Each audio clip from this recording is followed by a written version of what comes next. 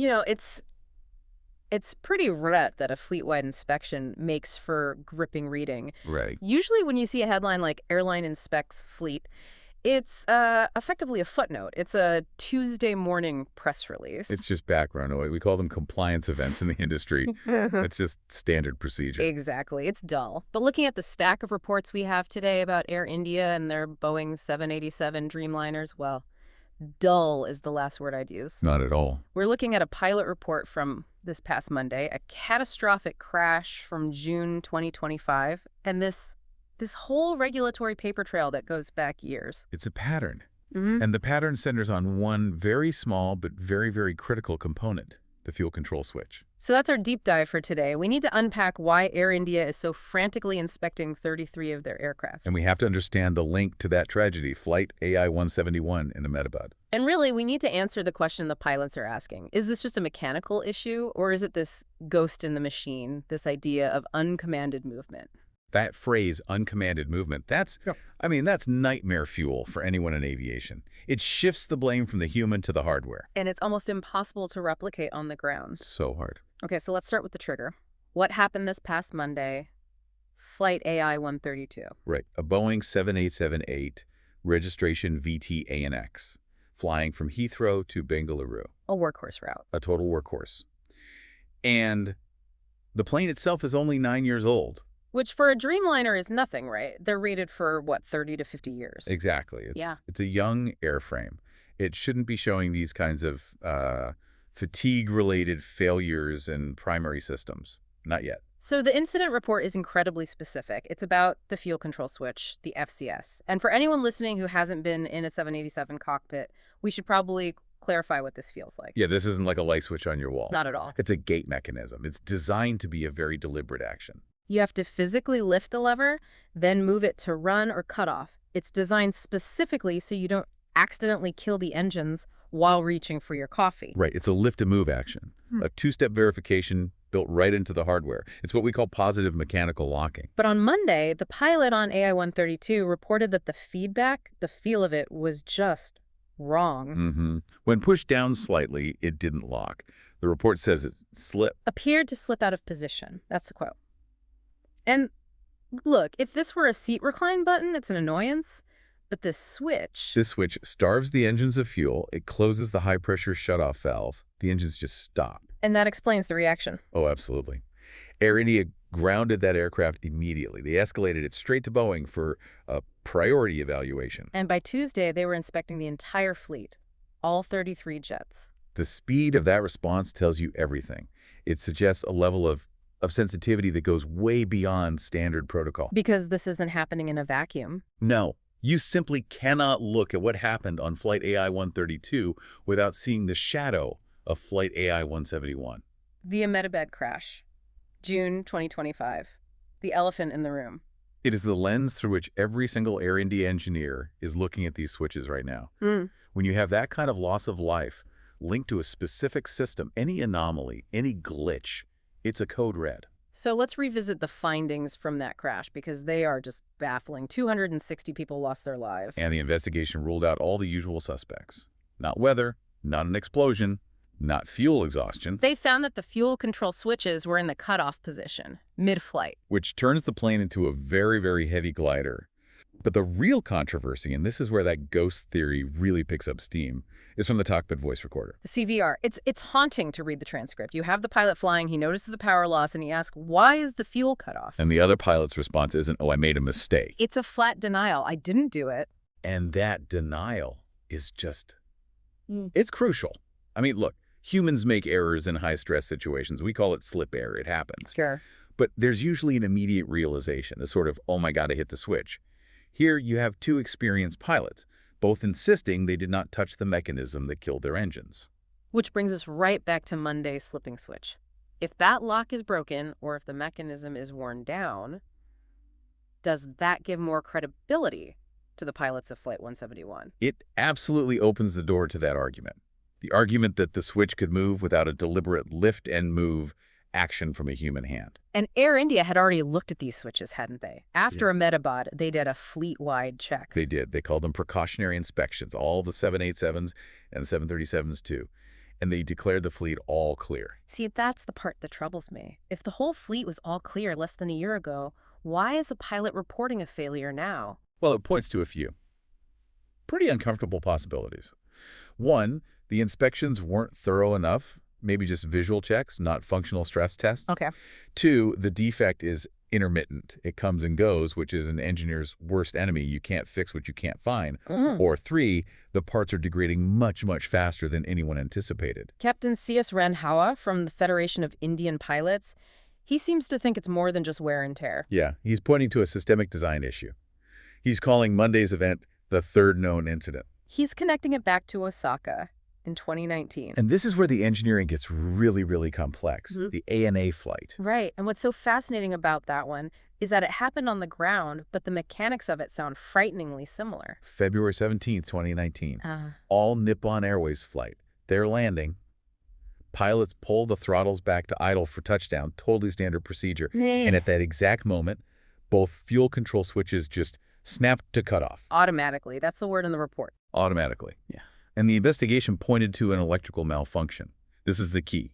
It wasn't a broken spring or a worn latch. It was a bad electrical signal that triggered the mechanism. So that validates Randhawa's theory of uncommanded movement? It certainly does. Yeah. If an electrical spike can trip that mechanical lock, then the pilot never has to touch it. The plane basically decides to shut itself down. Which is a terrifying thought for a pilot. You're trained to fly the plane, not wrestle with it while it's actively trying to turn off its own engines. Exactly. So this leads us into the whole regulatory maze. Because if this happened in Osaka in 2019, surely the FAA and Boeing knew about it. Oh, they knew. And this is where the difference between an advisory and a mandate becomes, well, it becomes a matter of life and death. You're talking about the 2018 FAA advisory. Correct. Back in 2018, the FAA issued a bulletin recommending, and that's the key word, recommending, that operators check the locking features on these switches. So that's a service bulletin, not an airworthiness directive, right? That's the crucial distinction. An airworthiness directive, an AD, that's law.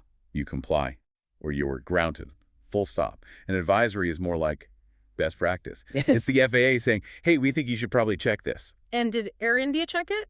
According to the probe into the Ahmedabad crash, no. They had not carried out those specific inspections. Because they weren't forced to. They weren't legally obligated. Now, Air India's defense to the probe team was pretty technical.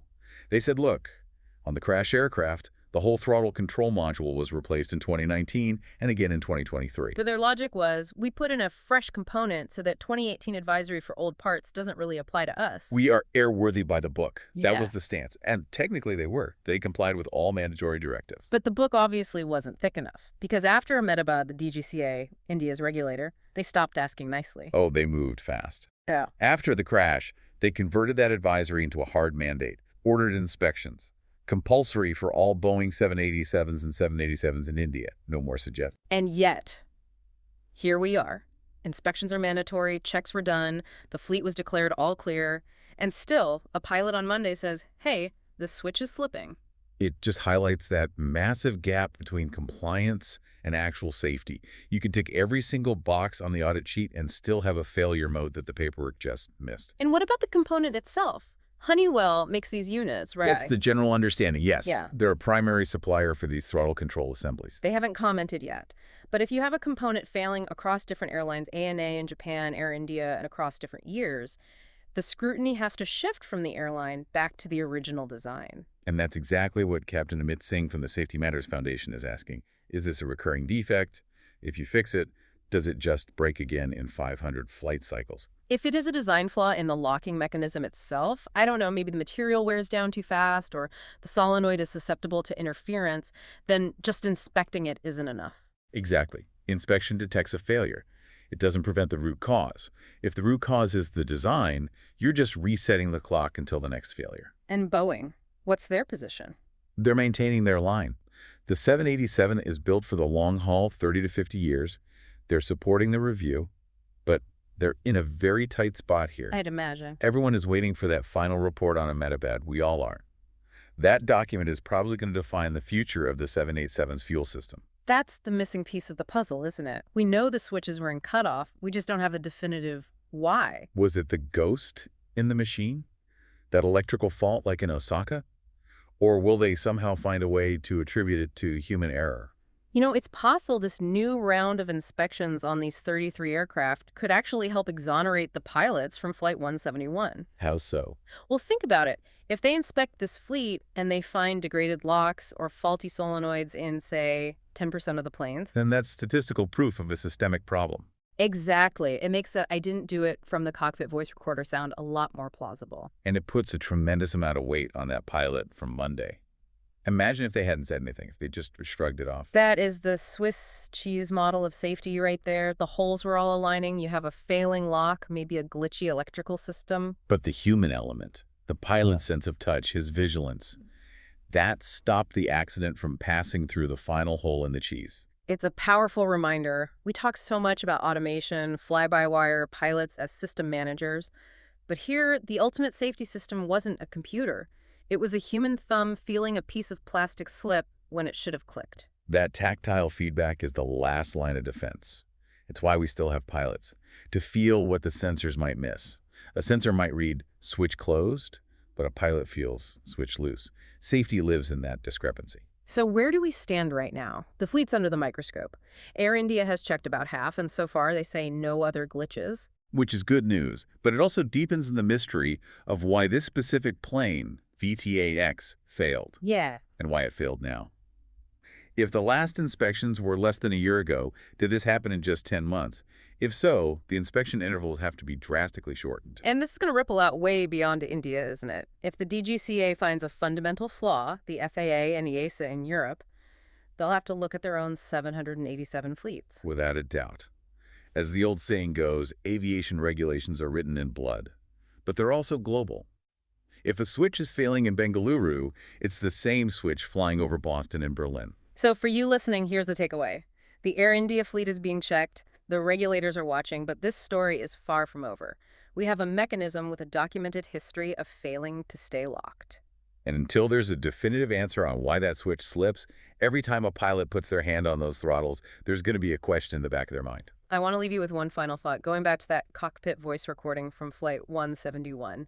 That denial, "I didn't do it." It's the central conflict of our time, really. Yeah. We are building machines that are so complex that when they fail, our first instinct is to blame the human.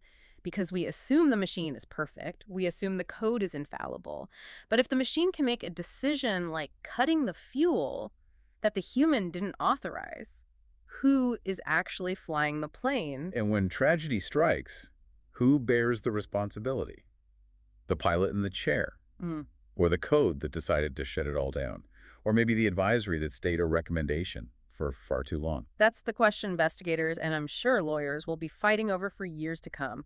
And this incident on Monday might just be the piece of evidence that finally tips the scales. It forces us to rethink our trust in that all-clear signal. Just because a light on the dashboard is green, it doesn't mean the system is secure. We're going to keep tracking this story. It's a dense topic, but one that really does impact every single person who steps onto a plane. Thanks for joining us on this deep dive. Stay curious. And safe travels.